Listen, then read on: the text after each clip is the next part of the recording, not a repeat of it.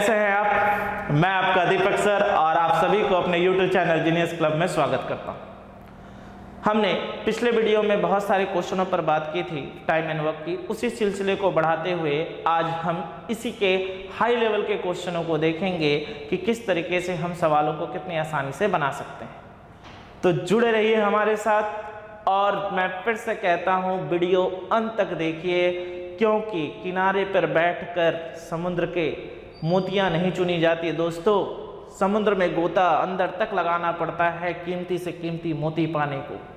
उसी तरीके से वीडियो को अंत तक देखिए, तब आप समझेंगे कि कितने लेवल का क्वेश्चन दीपक सर आपके लिए लेकर आ रहे हैं। जब आप एक एक कदम एक एक सवालों को देखते हुए जाएंगे तो आपका कॉन्सेप्ट भी क्लियर होगा और साथ ही साथ आप मजबूत भी होते जाएंगे कि सवाल इस लेवल तक जा सकते हैं दीपक सर के साथ। क्या बात है। तो चलिए सिलसिले को आगे बढ़ाते हुए हम सीधे क्वेश्चंस की ओर बढ़ते हैं। चलिए आज का पहला क्वेश्चन जो हम यहां देख रहे हैं आपके स्क्रीन पर, क्या है दोस्तों? A and B working separately can do a piece of work in 9 days and 15 days respectively. If they work for alternately with A beginning, then the work will be completed in। क्या questions में कहा क्या गया है दोस्तों? A और B अलग अलग कार्य करते हुए एक कार्य को क्रमशः 9 दिनों में और 15 दिनों में पूरा कर सकते हैं।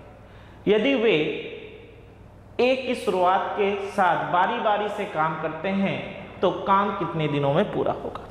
बारी बारी से का मतलब क्या है दोस्तों? बारी बारी से का मतलब यह है कि अगर प्रथम दिन यानी फर्स्ट डे ए काम करेगा तो दूसरे दिन आकर उसी काम को जारी कौन रखेगा? बी रखेगा और बी भी क्या करेगा? अकेले करेगा। और ये सिलसिला ए बी तब तक चलता रहेगा जब तक कि हमारा पूरा कार्य क्या ना हो जाए, खत्म ना हो जाए। तो आइए सवालों को देखें और समझें। हमसे सवाल में कहा गया है कि ए किसी काम को 9 दिनों में करता है और बी उसी काम को 15 दिनों में करता है। यानी 9 और 15 का अगर हम लॉस ले ले, एलसीएम ले ले तो क्या मिलेगा? 45। यानी अब क्षमता की बात कर ले तो अब आप कहेंगे कि ए एक दिन में 5 यूनिट काम करता है और बी एक दिन में 3 यूनिट काम करता है। यानी ए एक दिन में 5 यूनिट काम करता है और बी एक दिन में 3 यूनिट काम करता है। अब काम करना कैसे है? शुरुआत काम की ए करेगा और ए पहले दिन काम करेगा। यानी ए पहले दिन काम करेगा, यानी यहां हम ले लेते हैं समय यानी टाइम, और एक दिन में काम यानी वर्क। एक दिन में ए कितना यूनिट काम करेगा दोस्तों? तो हमें यहां से दिख रहा है 5 यूनिट। यानी ए दिन में ए 5 यूनिट काम करेगा। अब एक काम करने के बाद अब बारी किसकी आएगी? दूसरे दिन। तो अब दूसरे दिन बारी आएगी बी की और बी भी एक दिन काम करेगा और एक दिनों में कितना यूनिट काम करेगा बी? तो आप कहेंगे सर 3 यूनिट काम करेगा। बहुत बेहतर। यानी अब अगर मैं आपसे बोलूं कि मुझे बताइए इन 2 दिनों में हमारा कुल कार्य कितना हुआ, तो आप कहेंगे 5 + 3 8 कार्य हुआ है सर। यानी 2 दिनों में 8 कार्य यानी 8 काम हुआ है और ये सिलसिला तब तक चलता रहेगा जब तक कि कार्य पूरा खत्म ना हो जाए। अब इस तरीके से चलना तो सही नहीं है। 2 दिनों में 8, 4 दिनों में 16, 6 दिनों में 24, ये सही तरीका नहीं है। तो तरीका क्या होगा? हम यहां पर इस कार्य का गुणनफल पढ़ेंगे।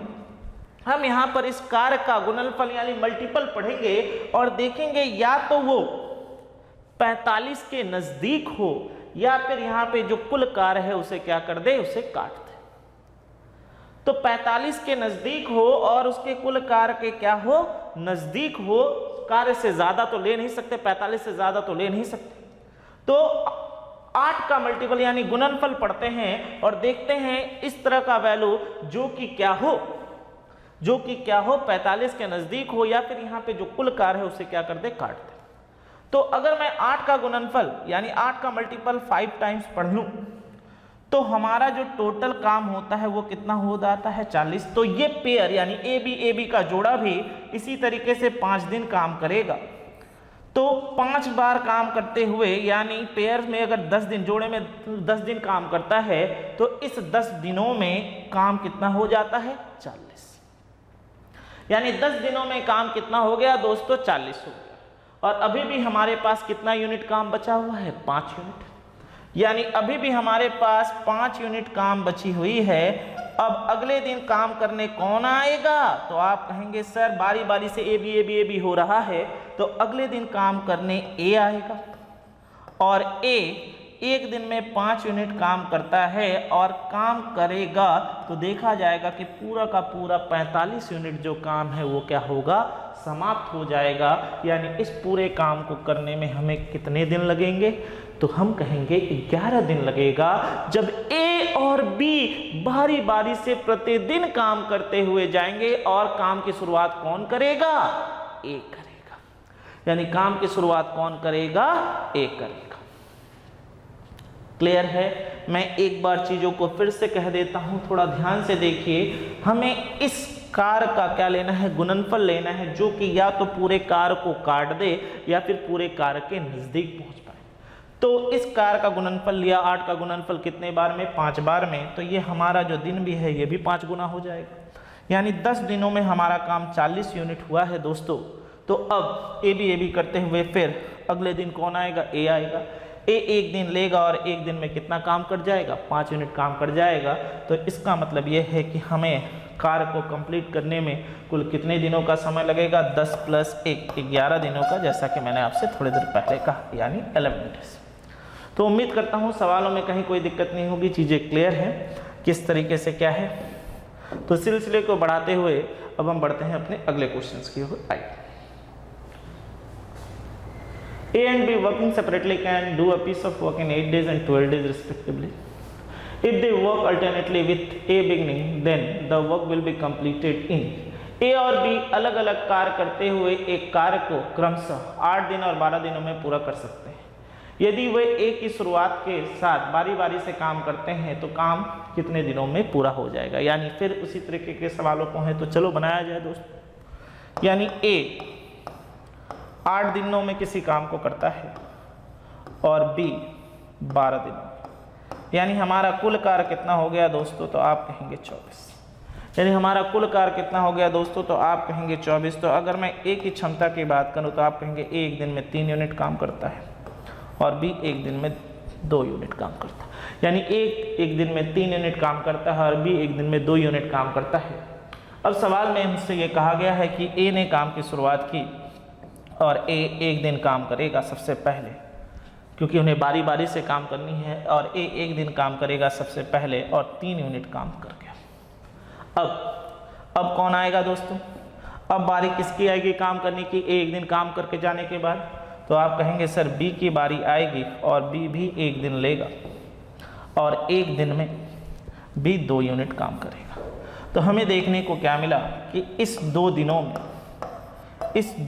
में हमारा जो कुल कार्य हुआ है वो कितने हुए हैं? 5। इस 2 दिनों में हमारा जो कुल कार्य हुआ है वो कितने हुए हैं? 5 हुए हैं। और जैसा कि मैंने आपको बताया कि हमें यहाँ पर क्या करना होता है? कार्य का मल्टीपल यानी गुणनफल लेना होता है, जो कि या तो इसके नज़दीक हो कुल कार्य के या फिर इसे काट दें। तो 5 को अगर हम 4 बार गुना कर दें तो यहाँ पर दिन भी 4 बार गुना होगा। यानी 8 दिनों में हमारा कितना यूनिट काम हो चुका है दोस्तों? 20 यूनिट। 8 दिनों में हमारा कितना यूनिट काम हो चुका है दोस्तों? 20 यूनिट। और अभी भी काम कितना यूनिट बाकी है? 4। अब 4 यूनिट काम बाकी है।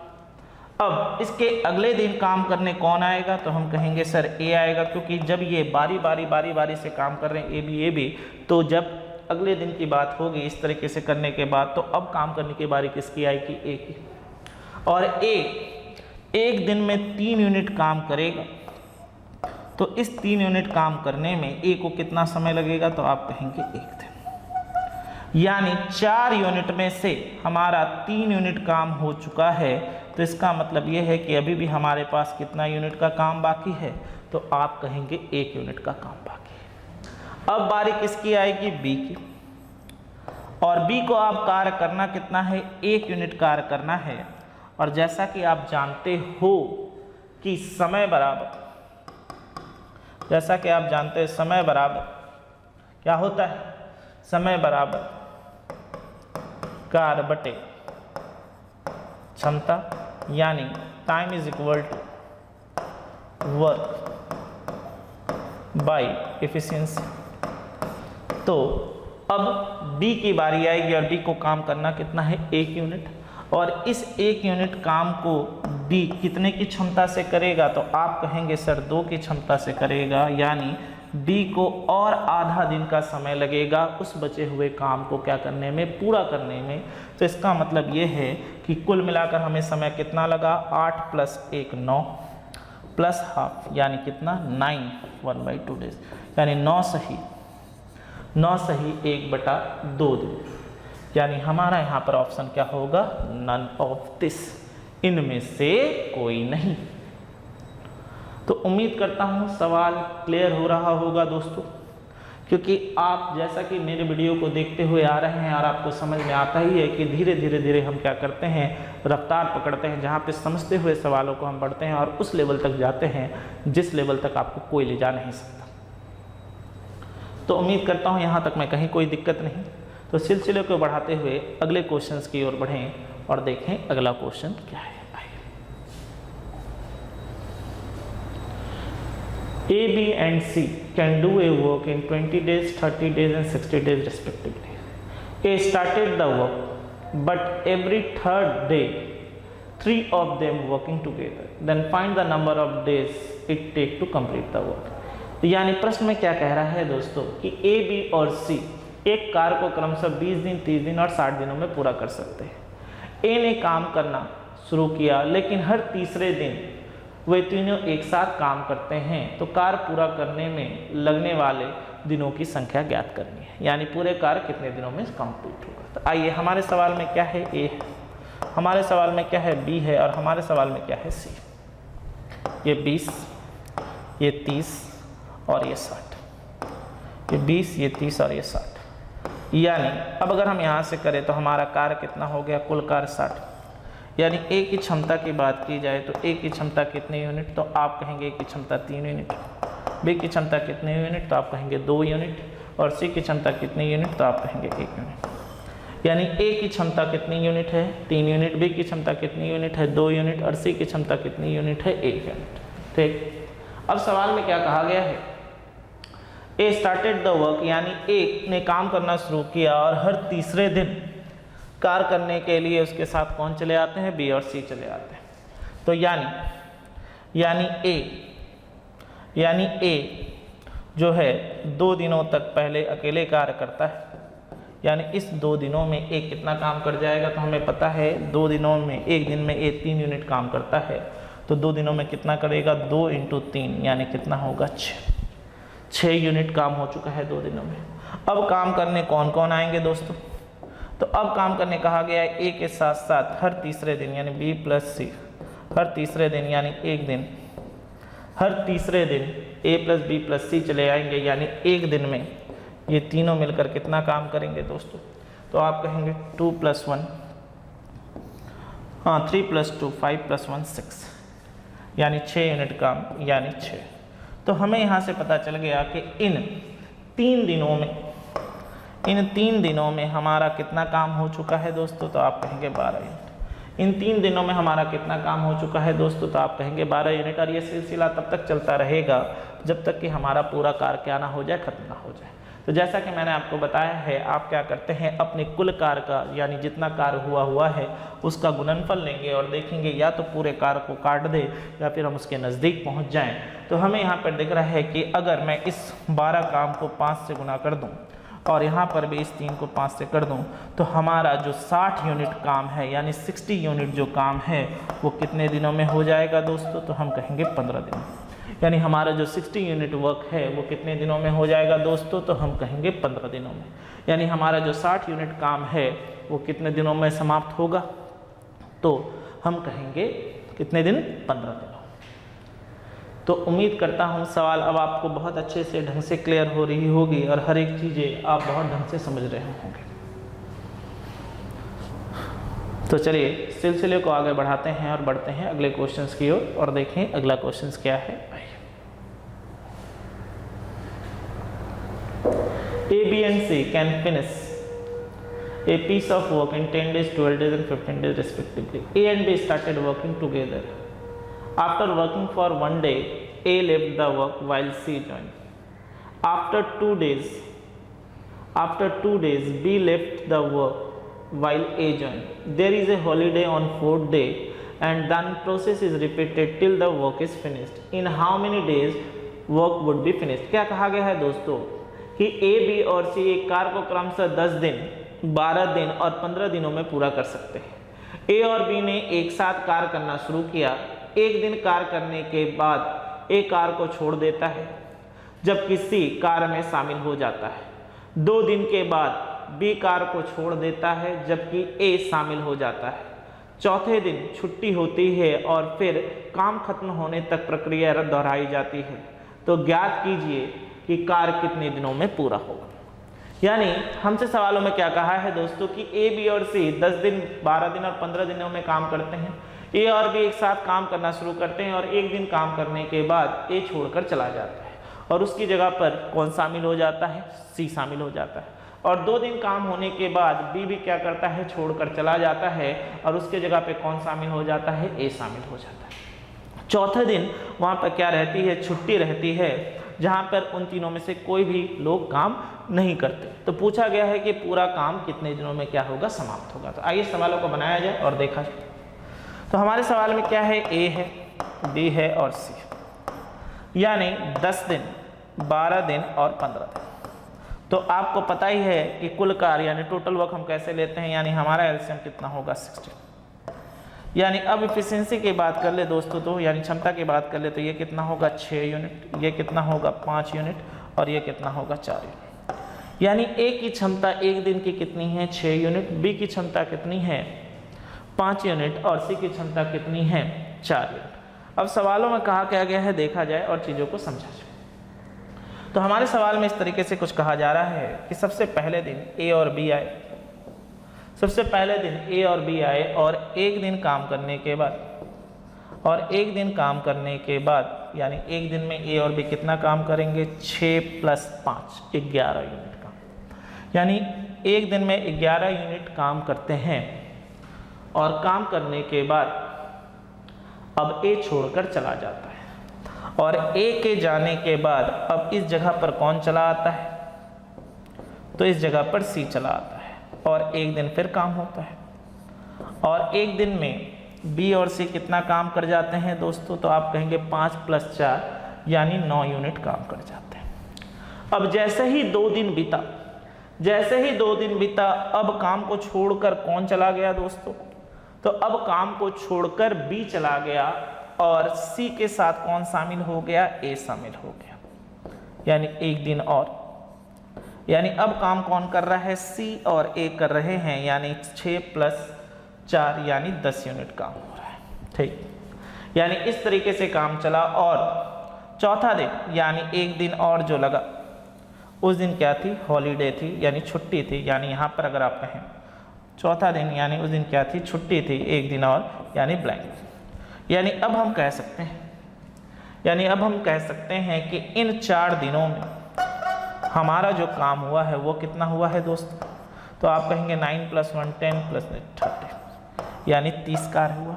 यानी इन 4 दिनों में कितना काम हुआ? 30 काम हुआ। ठीक, अब फिर से यही प्रक्रिया दोहराई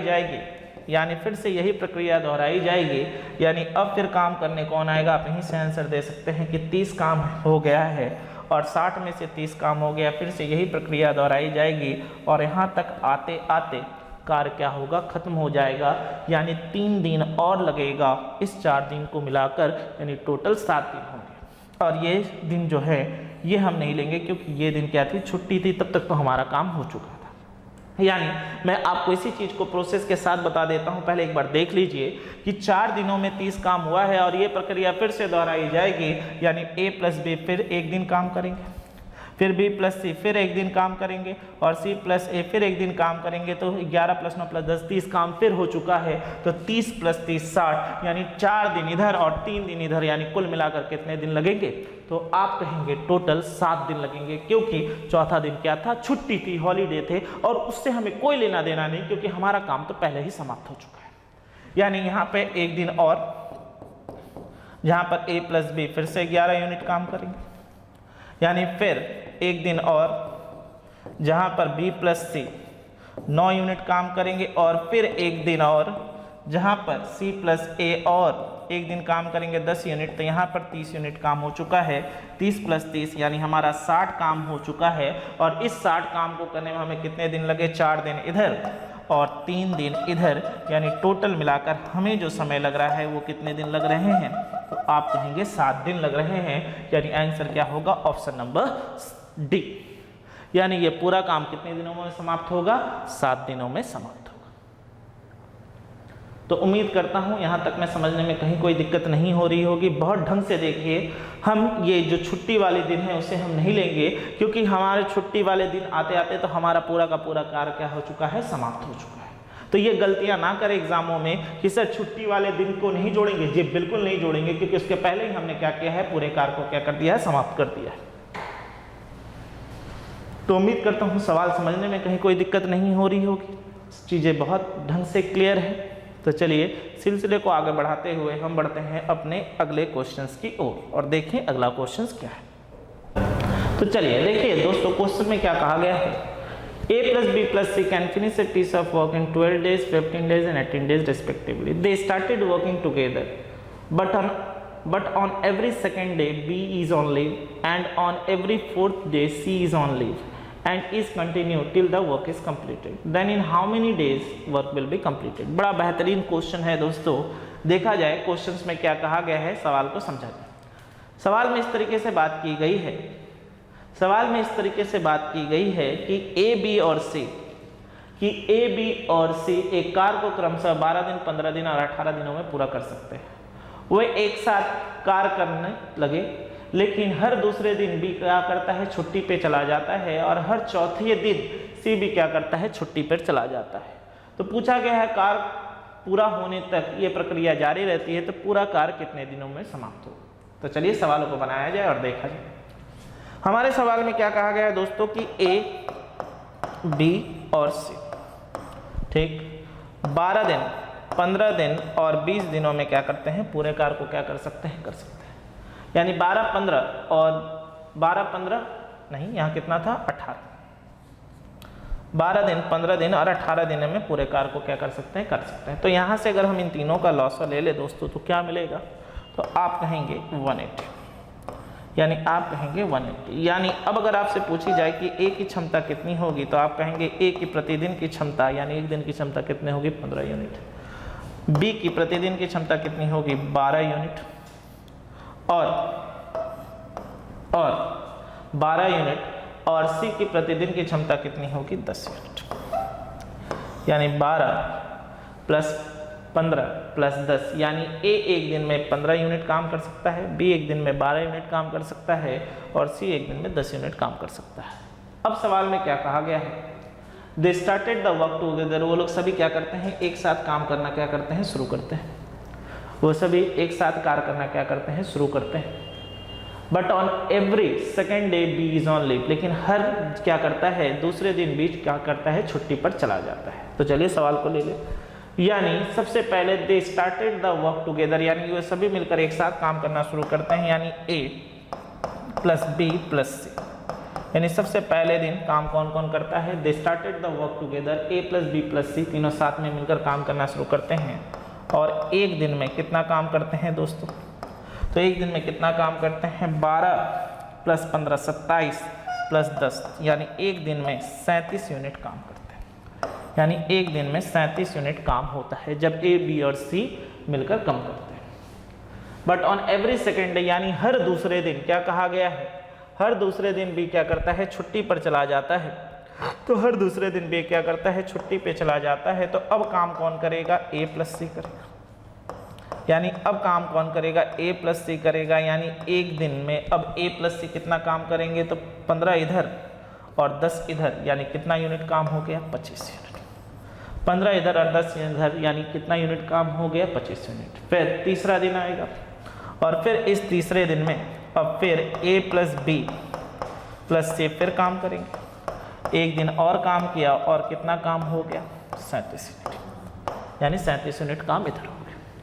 अब कहा गया है कि हर चौथे दिन पर सी क्या करता है, छुट्टी लेता है। और हम जानते हैं कि हर दूसरे दिन पर बी भी क्या करता है, छुट्टी लेता है। तो इसका मतलब ये है कि चौथे दिन जो कार्य करेगा वो अकेले कार्य कौन करेगा, तो आपका आंसर होगा ए करेगा, क्योंकि चौथे दिन में सी छुट्टी ले लिया और हर दूसरे दिन में बी छुट्टी लेता है। तो यानी यहाँ पर बी और सी छुट्टी पे चले जाएंगे और बेचारा कार्य कौन करेगा, ए करेगा। और एक दिन में कितना काम करता है दोस्तों, 15 यूनिट, यानी 15 यूनिट। यानी कुल मिलाकर कितना हो गया, चलिए जोड़ लेते हैं। 37 37 74, 74 प्लस 40, यानी यहाँ पे 4 और 1, यानी कितना होगा, 114। यानी कितना होगा, 114। ठीक, यानी 4 दिनों में जो हमारा कुल कार्य हुआ है, 4 दिनों में हमारा जो कुल कार्य हुआ है वो कितना यूनिट कार्य हुआ है, तो आप कहेंगे 114 यूनिट कार्य हुआ है। 4 दिनों में हमारा जो कुल कार्य हुआ है वो कितना कार्य हुआ है, 114 यूनिट। अब आइए, अब फिर से बारी किसकी आएगी, तो अब फिर से बारी आएगी किसकी, ए प्लस बी प्लस सी। यानी एक दिन और लेंगे वो, और एक दिन में फिर से कितना काम करेंगे, 37 यूनिट। यानी हमें कार्य करना कितना था, 180 यूनिट, जिसमें से 114 यूनिट कार्य हो चुका है। यानी यहाँ पर 6 और यहाँ पे 6, यानी हमें 66 यूनिट कार्य और करना है। अब ए प्लस बी प्लस सी आएंगे, एक दिन काम और करेंगे और कितना काम कर जाएंगे, 37 यूनिट। यानी अब हमारे पास कितना बचा दोस्तों, यहाँ 1 5 और 1, यानी अब अभी हमारे पास कितना काम हो चुका है, 151 यूनिट काम क्या है, हो चुका है। यानी अब अगर हम यहाँ से 37 माइनस कर दें तो हम कहेंगे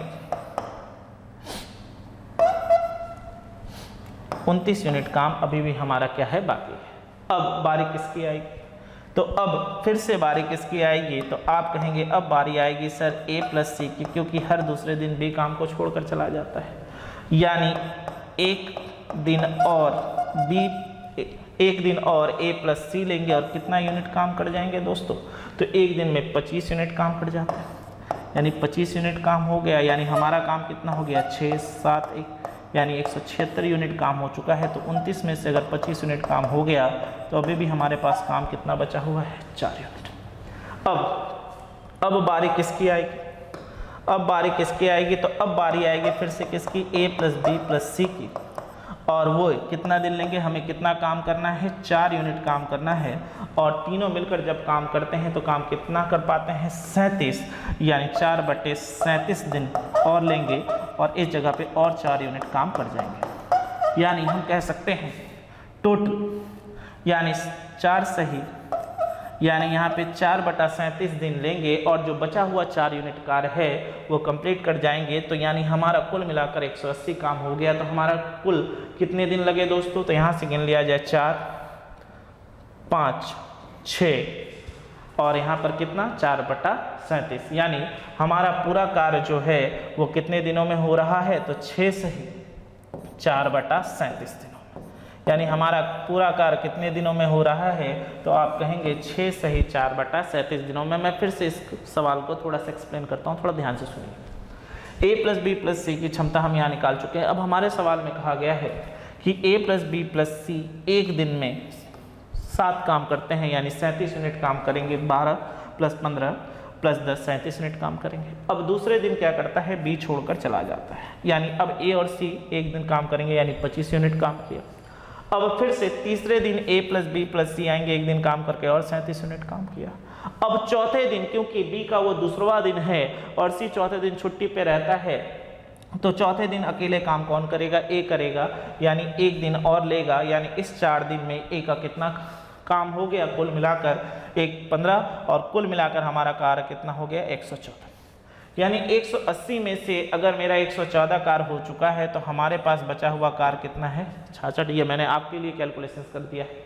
अब फिर से बारी किसकी आएगी, A + B + C की। एक दिन और लेंगे और 37 यूनिट काम करेंगे, यानी 66 में से 37 यूनिट काम कर दिया। अभी भी हमारे पास कितना यूनिट काम बचा हुआ है 29।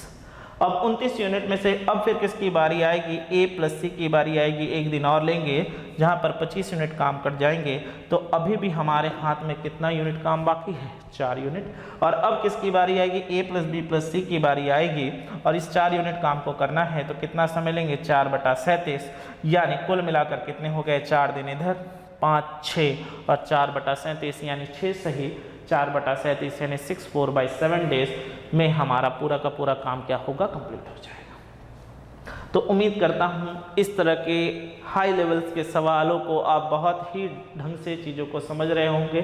ध्यान से देखिए, मैं फिर से एक बार कहता हूँ कि वीडियो के अंत तक जाइए, तो आप जब तक समुद्र के अंदर तक गोता नहीं लगाते तब तक आपको मोती नहीं मिलती। उसी तरीके से जब तक आप मेरे वीडियो को कंटिन्यू लास्ट तक नहीं देखेंगे तो हर एक सवाल जो टॉप लेवल का सवाल है उससे आप वंचित रह जाएंगे दोस्तों। तो उम्मीद करता हूं यहां तक में कहीं कोई दिक्कत नहीं होगी, सवाल चीजें क्लियर हैं। तो आइए बढ़ते हैं हम अपने अगले क्वेश्चंस की ओर और देखें अगला क्वेश्चंस क्या है। आइए तो चलिए दोस्तों देखिए क्वेश्चन में क्या कहा गया है। A and B working together on alternate days can finish a piece of work in 17 days. If A start the work, while they take 17/3/4 days if B start the work, in how many days would A and B together find the work? यानी यहाँ पे क्या होगा, together complete the work होगा। यानी A और B मिलकर together complete the work। Questions क्या कहा गया है दोस्तों, क्वेश्चंस में देखें और समझने की कोशिश करें। क्वेश्चंस में क्या बोला गया है कि A और B साथ में अलग अलग दिन कार्य करते हुए एक कार्य को 17 दिनों में समाप्त कर सकते हैं। यदि A कार्य प्रारंभ करता है लेकिन कार्य 17 सहित 3/4 दिनों में पूरा होता है, यदि B कार्य की शुरुआत करता है तो A और B मिलकर कितने दिनों में कार्य को पूरा करेंगे। यानी हमसे क्या पूछा जा रहा है कि A और B मिलकर उस कार्य को कितने दिनों में पूरा करेंगे। तो आइए सवालों को देखें और दोस्तों समझने की कोशिश करें। ये बेहतरीन सवालों में से एक क्वेश्चन है जहां पर हमें चीज़ों को बहुत ढंग से समझना है और ये कॉन्सेप्ट को समझते हुए पढ़ना है। हमारे सवाल में क्या कहा गया है दोस्तों, हमारे सवाल में कहा गया है A और B जब साथ साथ काम करते हैं तो 17 दिनों में काम होता है यदि A कार्य को क्या करता है, प्रारंभ करता है। यानी बात A और B की हो रही है, देखिए, यानी A और B बारी बारी से काम करते हैं, यानी अल्टरनेट काम करते हैं, तो कुल मिलाकर 17 दिन लगता है। यानी कुल मिलाकर 17 दिन लगते हैं, 17 डेज। और क्योंकि शुरुआत A करता है तो हम कह सकते हैं कि A अगर 9 दिन लेगा तो B को कितने दिन लगेंगे, 8 दिन। यानी A 9 दिन काम करेगा और B उसी काम को 8 दिन करेगा, तो दोनों मिलकर बारी बारी से जब काम करते हैं तो वो पूरा का पूरा काम कितने दिनों में हो जाता है, 17 दिनों में हो जाता है। जब काम की शुरुआत कौन करता है, A करता है। अब सवाल में बहुत बेहतरीन बात कही गई है कि जब वो काम बारी बारी से करते हैं, यानी यहाँ पे शुरुआत A ने किया था, अब वे जब काम बारी बारी से करते हैं तो 17 सही 3/4 दिन लगता है। जब काम की शुरुआत कौन करता है, B करता है। 17 सही 3/4 दिन लगता है जब काम की शुरुआत कौन करता है, B करता है। इसका मतलब यह है कि अब B 9 दिनों तक काम करता है।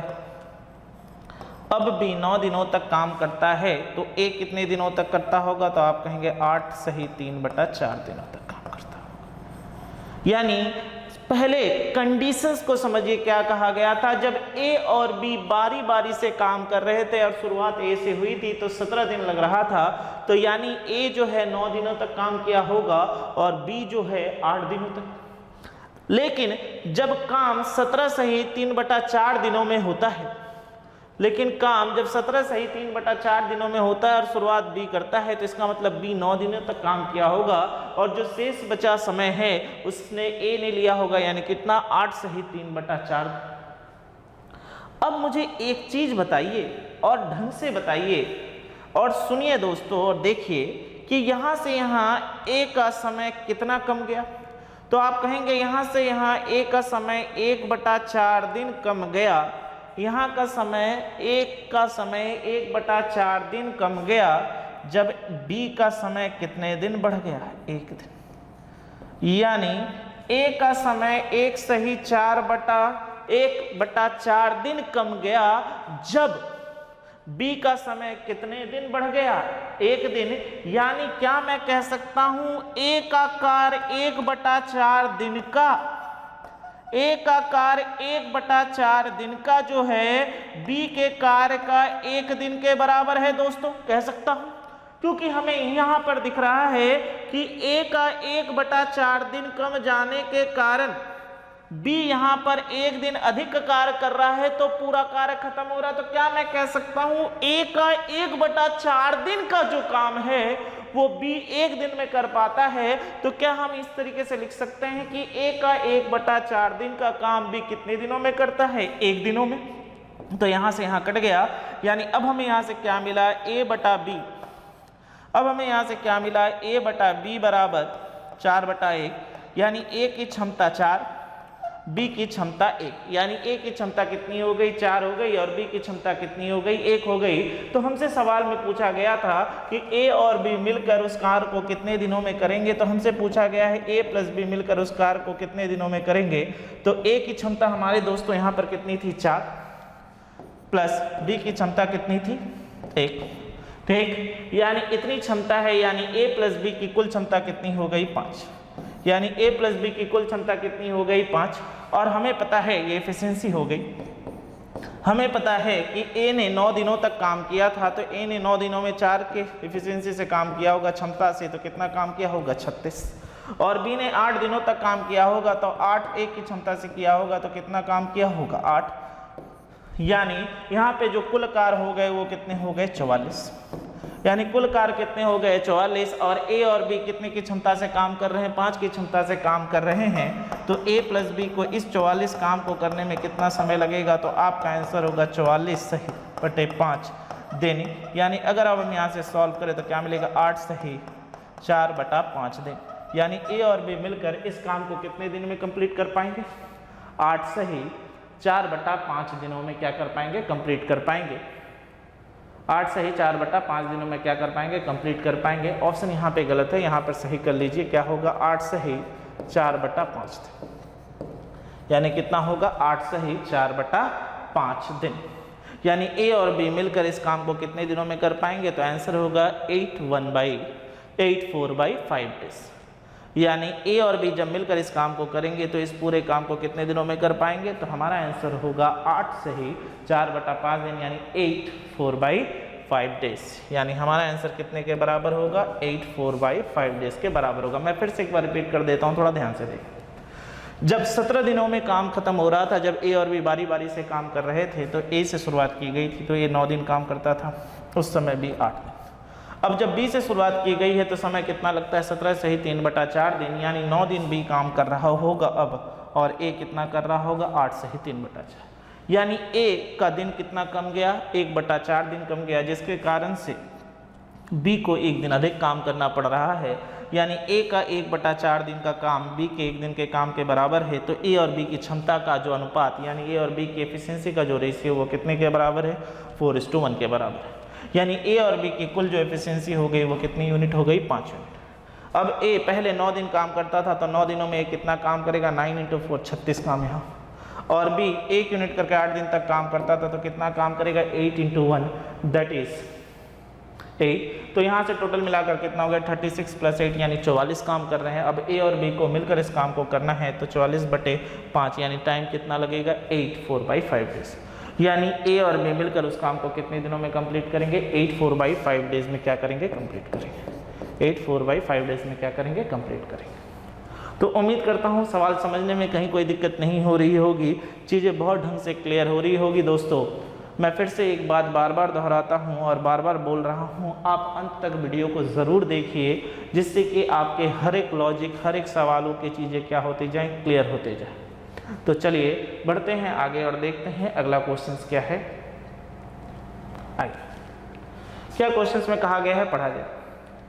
A, B and C can do a piece of work in 12 days, 15 days and 20 days respectively. How much minimum time should be required to complete this work if more than 2 person cannot work in a day and in any 2 consecutive days same pair cannot work? कहा क्या गया है दोस्तों कि A, B और C एक कार्य को क्रमशः 12 दिन, 15 दिन और 20 दिनों में कर सकते हैं। यदि 2 से अधिक व्यक्ति एक दिन में कार्य नहीं कर सकते हैं और लगातार 2 दिनों में एक ही जोड़ा काम ना करे तो उस कार्य को पूरा करने में न्यूनतम कितना समय लगेगा। सबसे पहली बात हमसे सवाल में ये कही गई है कि अगर एक जैसे जोड़े एक ही दिन काम कर सकते हैं, दूसरे दिन काम नहीं करेंगे, और हमसे सवाल में कहा गया है कि न्यूनतम कितना समय लगेगा, तो न्यूनतम के लिए हमें क्या करना पड़ेगा, हमें उन लोगों को ढूंढना होगा जिनकी क्षमता क्या है, सबसे अधिक है। न्यूनतम के लिए यानी न्यूनतम मतलब मिनिमम के लिए हमें उन लोगों को ढूंढना होगा जिनकी क्षमता क्या है, सबसे अधिक है, और उनसे ही हम ज़्यादा काम करवाएंगे जिससे कि हम कम से कम दिनों में कामों को क्या कर पाएँ। तो आइए सवालों को देखें और समझें। A 12, B 15 और C 20। यानी यहाँ से एलसीएम ले लिया दोस्तों तो हमें कितना मिल गया, 60। यहाँ से एलसीएम ले लिया तो हमें यहाँ पे कितना मिल गया, 60। तो यहाँ से आइए देखा जाए और एफिशिएंसी की बात की जाए तो हमें क्या क्या मिलेगा। तो हम यहाँ से कहेंगे A 5 यूनिट हो गया, B 4 यूनिट हो गया और C 3। यानी A B C की क्षमता जो हो गई वो कितनी यूनिट हो गई, 5 यूनिट, 4 यूनिट और 3 यूनिट। अब मुझसे कहा जा रहा है कि उन जोड़ों यानी उन पेयरों के साथ काम करवाइए कि जिनकी क्षमता क्या हो, अधिक हो, जिससे कि हमें क्या लगे, न्यूनतम समय लगे। लेकिन एक जैसा जोड़ा यानी एक जैसा पेयर लगातार 2 दिन तक काम नहीं कर सकता। तो सबसे पहले हम उनको लेंगे जिनकी एफिशिएंसी क्या है, सबसे ज़्यादा है। यानी सबसे पहले हम किनको लेंगे, A प्लस B, और A प्लस B को एक दिन काम कराएंगे जहाँ पर वो लोग एक दिन में कितना यूनिट काम करेंगे, 9 यूनिट काम करेंगे। A प्लस B एक दिन काम करवाएंगे जहाँ पर A प्लस B एक दिन में कितना यूनिट काम करेंगे, 9 यूनिट काम करेंगे। अब हम किसे ले लें, अब क्योंकि एक जैसा जोड़ा काम नहीं कर सकता तो अब मुझे उसे लेना है जिसकी क्षमता सबसे अधिक है, क्योंकि हमें न्यूनतम यानी सबसे कम समय में निकालना है कितना काम हो सकेगा। तो हमें जोड़े में किसे लेना बेहतर होगा, तो हम कहेंगे A, क्योंकि A की क्षमता ज़्यादा है। उसके साथ सर अब C को ले लीजिए, यानी A प्लस C एक दिन काम करेंगे और एक दिन में कितना काम करेंगे दोस्तों, 5 प्लस 3 8 यूनिट। यानी हमने क्या देखा कि इन दो दिनों में हमारा जो काम हुआ वो कितना यूनिट हुआ है, 17 यूनिट। मैंने बार बार कहा है कि इस वर्क यानी इस कार्य का गुणनफल पढ़िए और देखिए कि क्या ये 60 के नज़दीक पहुंचता है या 60 को काट सकता है। तो हमने देखा कि यहाँ पे अगर 3 गुना कर दूँ और यहाँ पर भी अगर 3 गुना कर दूँ तो 6 दिनों में हमारा 51 काम हो चुका है। 6 दिनों में हमारा 51 काम हो चुका है। अब फिर से किसकी बारी है कि यही जोड़ा बार बार चलेगा, तो अभी भी हमारा कितना काम बाकी है दोस्तों, 9 काम बाकी है। अब किसका चांस आएगा काम करने का, A प्लस B का, यानी एक दिन काम करेगा, A प्लस B एक दिन काम करेगा और एक दिन में 9 यूनिट काम कर जाएंगे और हमारा यहाँ पे टोटल कार्य 60 हो जाएगा। यानी टोटल 7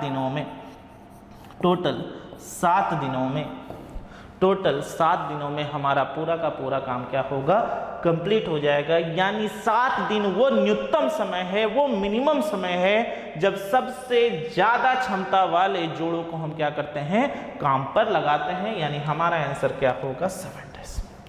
ध्यान से देख लीजिए, अगर कहीं समझने में कोई दिक्कत हो तो चीज़ों को बार बार देखिए, बार बार समझिए। तो चलिए दोस्तों,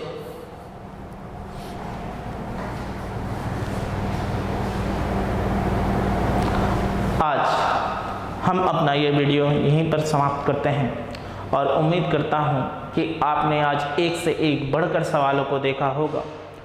इस सिलसिले को हम अगले वीडियो पर भी जारी रखेंगे और कुछ बेहतरीन क्वेश्चनों पर बात करेंगे और देखेंगे कि समय और कार्य में किस तरीके से चीज़ों को करते हुए अगर हम आगे बढ़ें तो कितने अच्छे तरीके से, बेहतरीन तरीके से कॉन्सेप्ट को समझते हुए कर सकते हैं। जैसा कि मैंने बार बार कहा है, फिर से कहता हूँ कि सफलता आपकी और मेहनत हमारी। तो इसलिए जुड़े रहिए हमारे साथ, अपने दोस्तों को, अपने परिवारजनों को, अपने जितने भी रिलेटिव हैं हमारे चैनल को बोलिए सब्सक्राइब करें, वीडियो अंत तक देखें, लाइक करें, जिससे कि ज़्यादा से ज़्यादा आप लाभान्वित हो। आप इस चीज़ों को ढंग से करिए। आज के लिए इतना ही। Thank you everyone.